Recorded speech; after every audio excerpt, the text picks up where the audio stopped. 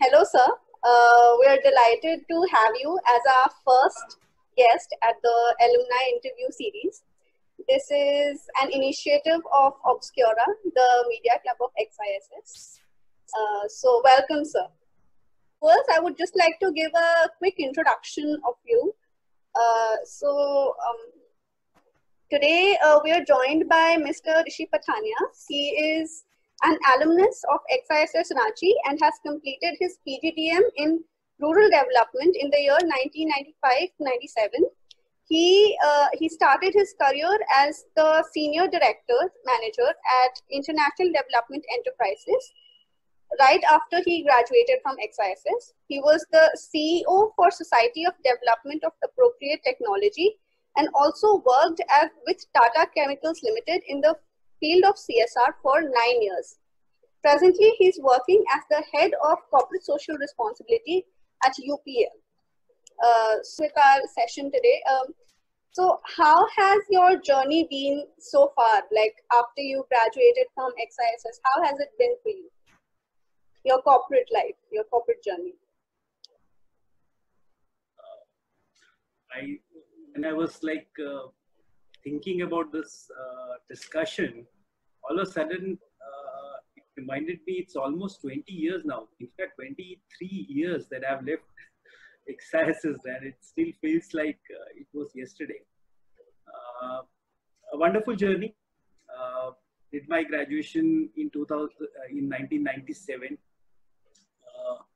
I joined ID as management trainee through campus interview at XISS. Spent approximately 3 years there. Then I shifted to a very small grassroots organization at Bareilly called SOTEC. The whole idea was to get a good hands-on experience of doing each and everything on own, and also getting to know more about the development sector. At ID, it was becoming more like a marketing, which was a wonderful experience and a good platform to start with. But I really wanted to get into the nuances and the nitty-gritties of the development sector. So that's the reason I joined SOTEC in 2000. And I was able to spend around 3.5 years there. Started there as a project manager, but was promoted as CEO for this organization. It was not very small organization. It was a sister organization of a US-based organization called Intermediate Technology International. So we were more into intermediate technology. Then I got an opportunity and a call from Tata Chemicals. At that time, it was a little bit different career move because the aspiration was more towards getting into the international organizations or a funding agencies. So getting into a corporate foundation was a little bit of different path for an XISS student. But I went for that in 2003, worked with Tata Chemicals till 2007 at their Babrala plant, which is a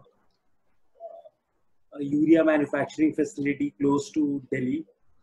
Then I was transferred to Mithapur, which is their biggest inorganic complex, primarily Tata Salt, which is the main product that everyone knows. Also has soda ash and small cement plant also. Then I joined UPL in 2012. This is my 8th year in UPL. So that's the kind of a career journey I have had post-graduating from XISS in 1997. Quite a long time, 23 years. Yeah, it's been quite a long time. So there's one question that always pops up in a mind of a student who's currently pursuing an MBA is how do you maintain like a work-life balance? Vaishnavi, I personally feel this is an overrated concept of work-life balance. If you are enjoying what you really want to do, you really don't feel any pressure or any overload. Thinking is not there. I think it's the whole idea is key. You need to enjoy what you're doing, and if you're doing that, there's no concept of work-life balance. I've been like enjoying each and every moment of whatever I'm doing in development space. So whether I was with a small NGO or I was with a multinational NGO, corporate foundation, CSR head, I enjoy my work every moment. So there's no question of me getting bogged down with the load and then I'm not able to find time for my family. That's not a case. I don't think that's a case with many of us. Definitely you have some pressure times, but at the same time you have a lot of relaxed time also with your family. So it's kind of a mutual. So personally, I don't think it's of an issue. The issue major or maybe the critical point here is you have to enjoy your work. And if you're enjoying your work, you'll never feel pressure. So there's no question of work-life balance coming. True, true. So moving on, Ayushi has a few questions for you. So Ayushi, why don't you take over? Yes. Hello, sir. Hi. So it's pleasure talking to you, sir. So my first question from you is that, sir, after leaving college or completing your MBA, what has been the major turning point in your corporate life? In your career journey, what has been the major turning point? For me, the major turning point was joining Exercises, to be sincere with you. Till that time, I was not even thinking or was even worried about my career. In fact, it was more of a just somehow I got into Exercises, and I think that has really been a turning point for me because I've really enjoyed my time in Exercises, not because I got a good education, but I think the way faculty members treated me, whether it was Professor Anup Sarkar or Professor Himadri Sinha, Professor Ansari or Sanjay Verma sir, anyone, I think it was more of a kind of a relationship that I have, although I've not been in touch with them for quite a long period of time. I just dropped a message yesterday. But I think the whole process of getting in the institute and understanding the development space was a turning point for me. And that's precisely the reason I left ID also after doing a little bit better in my work life also, because I was not getting the real essence of the work that I wanted to do. So that's first turning point for me. I think the second turning point was when we were working very hard in ID in Jharkhand and Bihar, getting to know the backward pockets and spending time and learning each and every day. So that really shaped up the career path in the sense ki slogging in the field every day, 7 days a week, 30 days a month, 365 days a year. So that was a kind of a work. We're very passionate group of people in ID. So that really helped in understanding the work, understanding the people, understanding the concept, which helped in a later stage of my career. Then I think the next turning point came in when I joined a very small NGO. So you are into a certain level at a multinational NGO. Then all of a sudden you join a grassroots NGO. It's a different experience, but it was important to get into that and to experience that.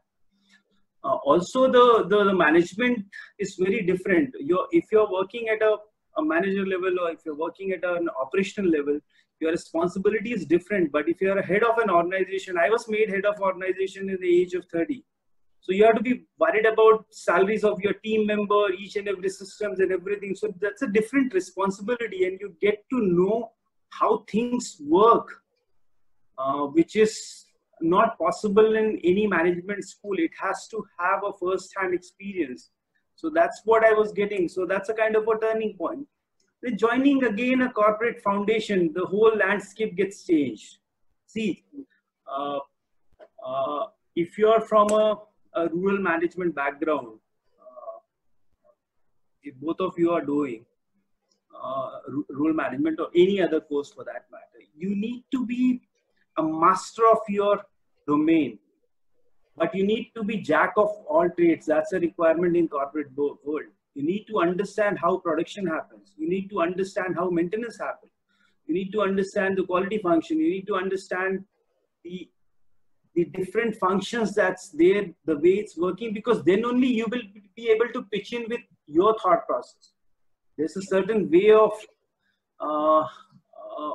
happening in an organization, so you need to fit into that.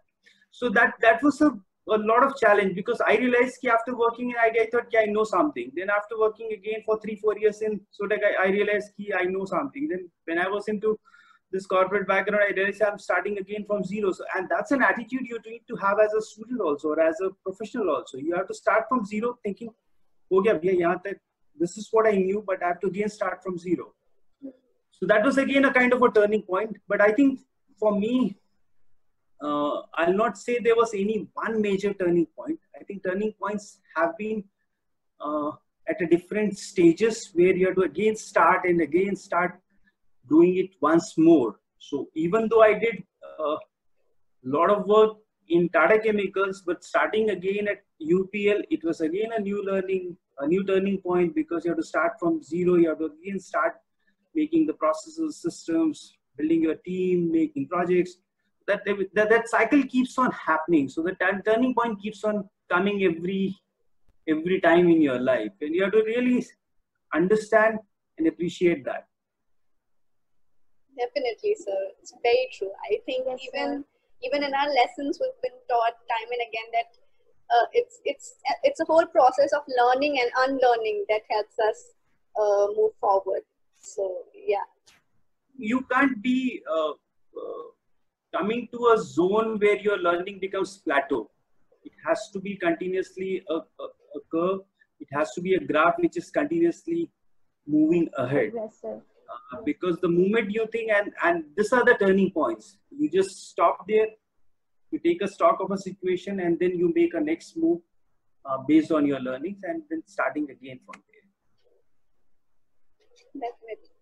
Your experience was indeed insightful for us, sir. So my next question is related to the current scenario and what our country and the whole world is facing, an unprecedented pandemic.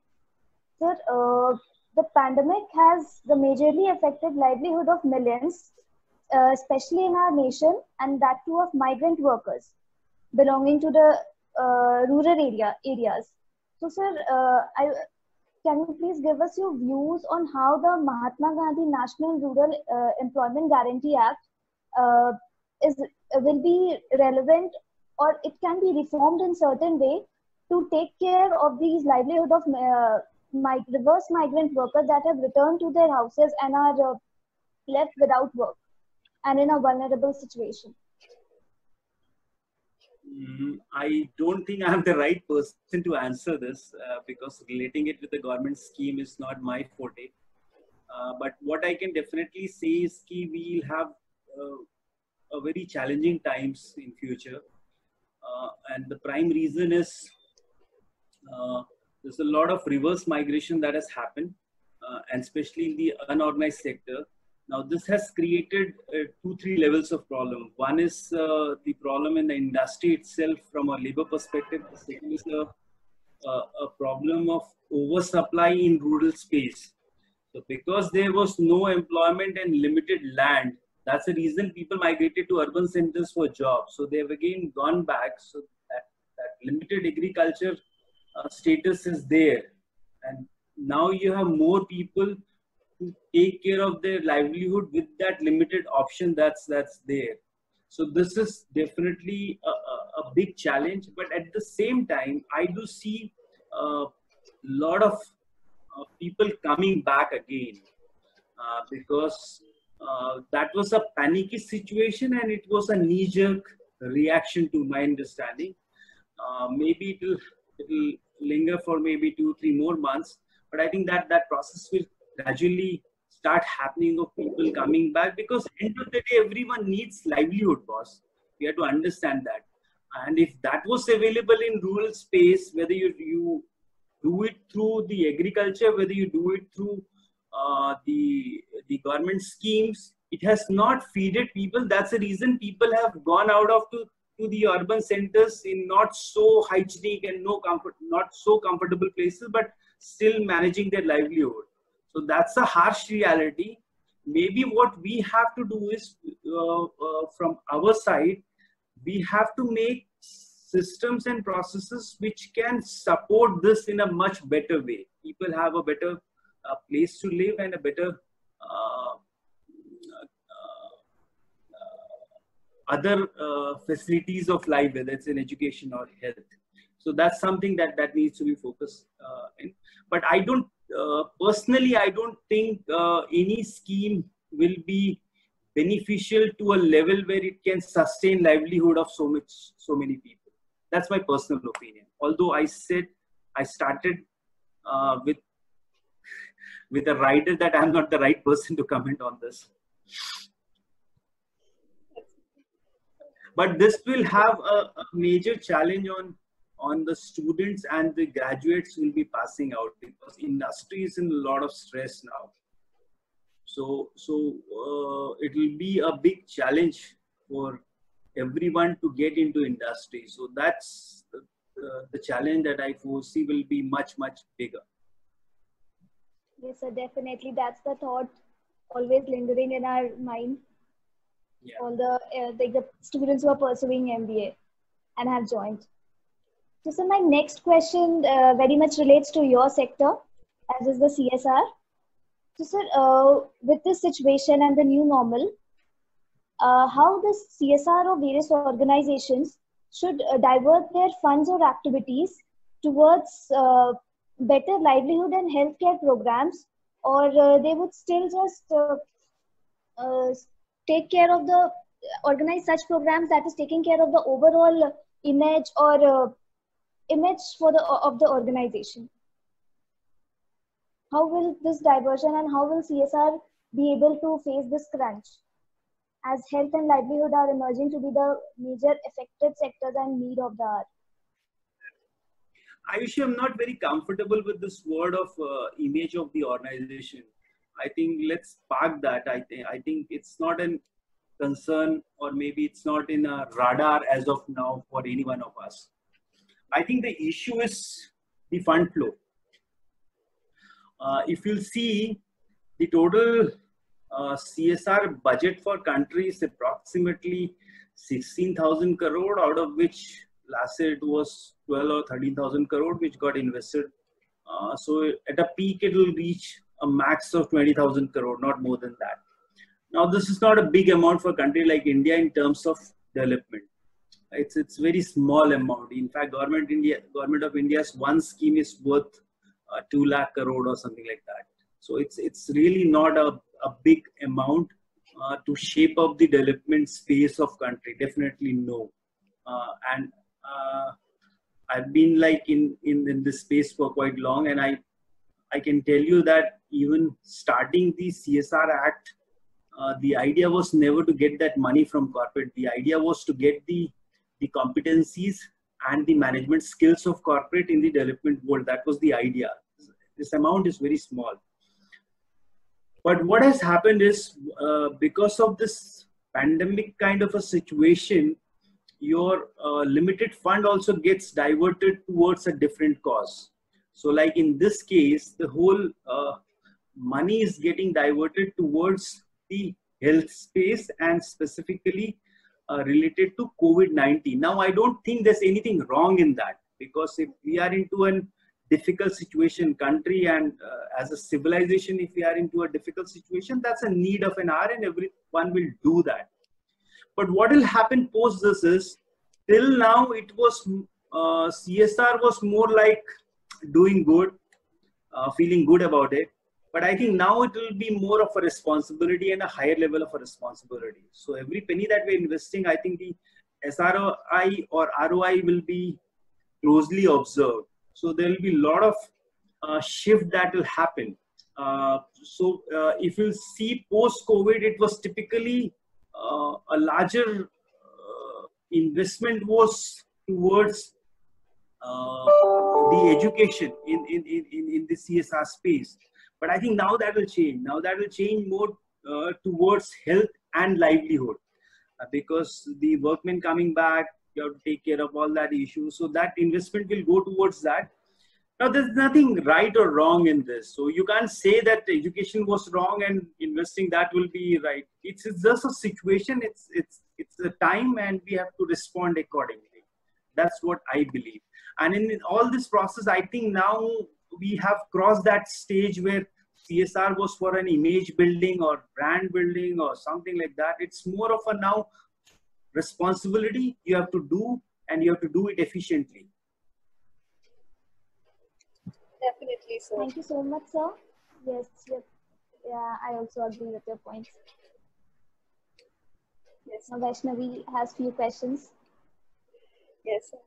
So coming back to the non-technical part of it, so as a person, so I'm talking in respect of the students of MBA who want to get into the field of CSR.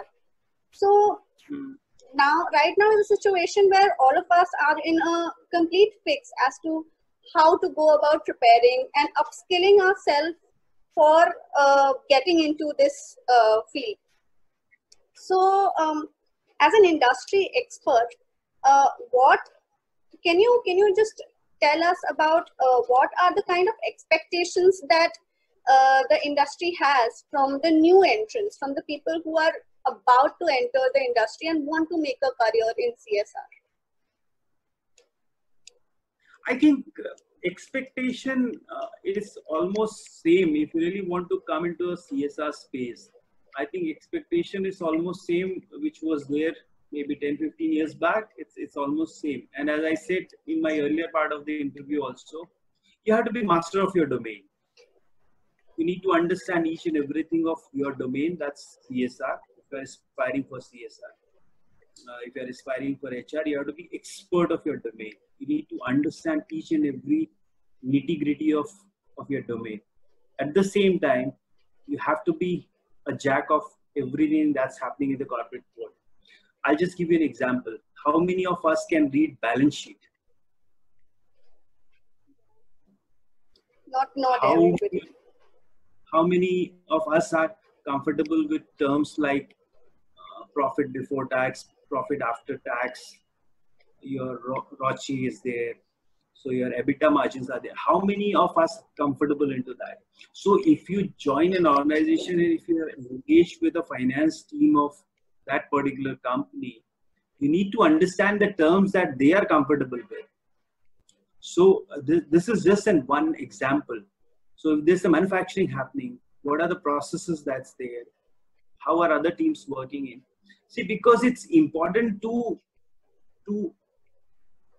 sharpen your skills into things that's happening so that you work according to the requirement of that particular area. So that's one very important thing that everyone has to keep in mind, because that's what I've done when I joined corporate world from an NGO sector.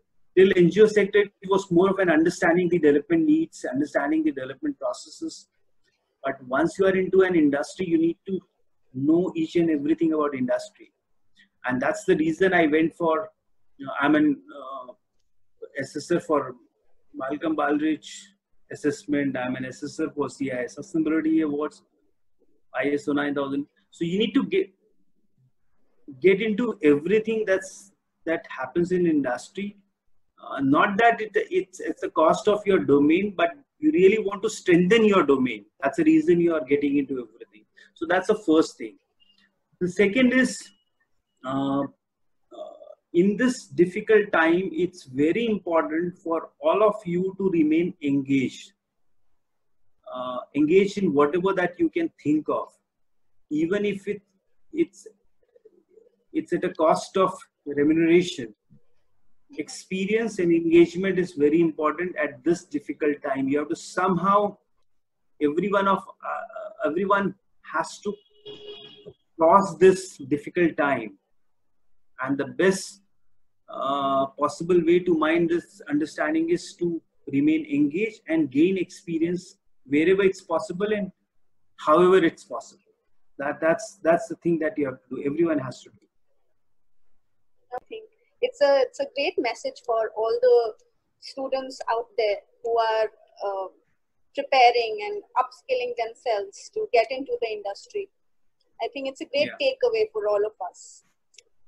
So see, because this is a time which is once in a 100 years or maybe once in a 200 years. So if it's such a difficult time, we really need to be very careful in crossing this. And the best way is to remain engaged, to gain a lot of experiences related to your domain. Forget about your remuneration. You have to forget about your remuneration right now and just get into a mind space where you just think about your experiences and your engagement. Definitely, I think this makes complete sense. Personally wish and I pray that things get streamlined very fast and everyone is back to the normal of maybe into January 2020 stage. But if it's not happening, then I think the best possible strategy would be to strengthen your skills. Now, you have had a sufficient theoretical learning and some practical learning at XISS. Now, really have to think about how do you gain more of a practical experience in this difficult time so that you are ready when the things get improved. Definitely, sir. We agree. And so, coming to the last section of our interview. So, is there a message that you would like to give to the students pursuing their MBA and, about to get into the industry? So, is there one message that, would sum it all for you? Just one, I think XISS is known for its value system. I think I really owe a lot to my institute for helping me in shaping my own value systems, which is in sync with the organization's XISS value system. So please keep that always in your mind. We really don't get only few certificates from XISS. I think it's about the complete thought process and the values that we get from our institute. So keep that in mind. Second is we are known for our practical skills, understanding of the situation. So never shy away from that. You really need to have that practical experience and skills with you. So these are the two majors, I think, and this is something which has really helped as an alumni for 50-60 years, and it will keep on helping us if we really stick to these two important values of our institute. Definitely, sir. Thank you so much for this conversation, for helping us out with actually facing this situation right now that there is. And I think people like you act as beacons of hope for us at every point. So thank you for joining us in this conversation. Thank you so much, sir. It was a really insightful session. This is the smallest I can do for my institute. So don't say thanks to me. It's thanks from my side for giving me this opportunity, and always ready to do anything for my institute. Anything. Thank you so much. Thank you, sir. Thank you. Thank you, sir.